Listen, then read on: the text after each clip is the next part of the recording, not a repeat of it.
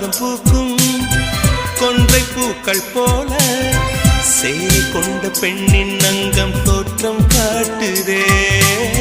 தாஜ்மஹாலின் வண்ணம் மாறக்கூடும் பெண்ணே, மின்னும் உந்தன் கண்ணம் இன்னும் வண்ணம் கூடுதே.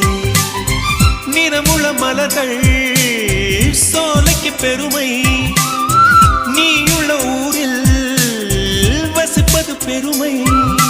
100 கோடி பெண்கள் உண்டு உன் போல் யாரும் இல்லையே, ஆனால் கண்ணி உந்தன் கண்கள் கண்கள் மட்டும் காணவில்லையே.